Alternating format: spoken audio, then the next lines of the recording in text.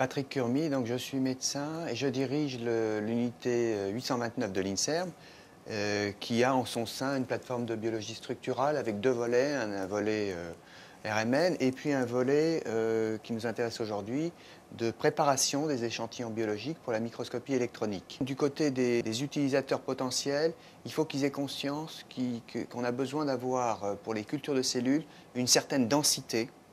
Parce que la microscopie électronique, c'est le domaine du nanomonde, donc on ne peut pas aller chercher sur des grandes surfaces. Donc il faut rapidement trouver les cellules, pour les cellules adhérentes, et pour les cellules en suspension, avoir la capacité de les recueillir sous forme de culots.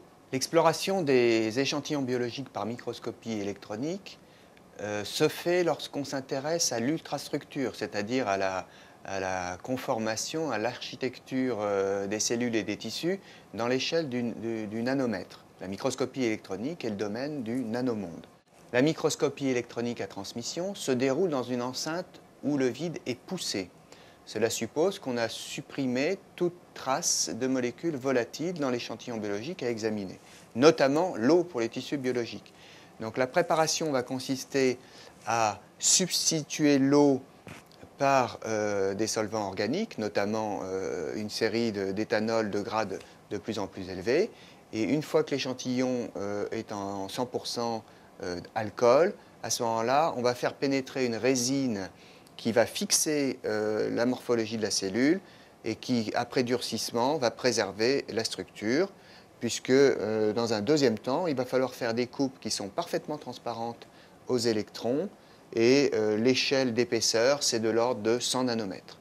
Les coupes ultra fines typiques font 80 nanomètres d'épaisseur. Donc ça suppose que le tissu biologique ou les cellules sont, au cours de leur préparation, fixées dans une conformation qui est fidèle à celle qu'ils ont dans le tissu vivant, et qu'on va pouvoir faire des coupes dans un matériau qui ne va pas se déformer lorsqu'on s'adresse à des épaisseurs qui sont de l'ordre du dixième de micromètre. Et là, les coupes seront adsorbées sur une grille qui va être acceptée directement par le microscope électronique.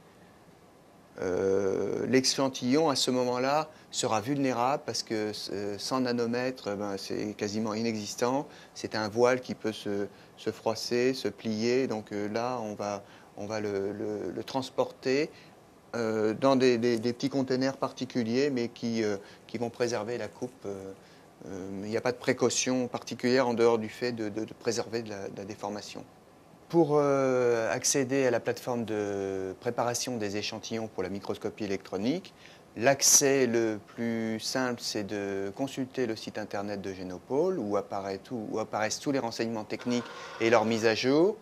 Et en pratique, il suffit d'appeler notre ingénieur, Vandana Yoshi, à la fois pour préciser les conditions techniques de préparation des échantillons et prendre un rendez-vous pour le montage pour la plateforme.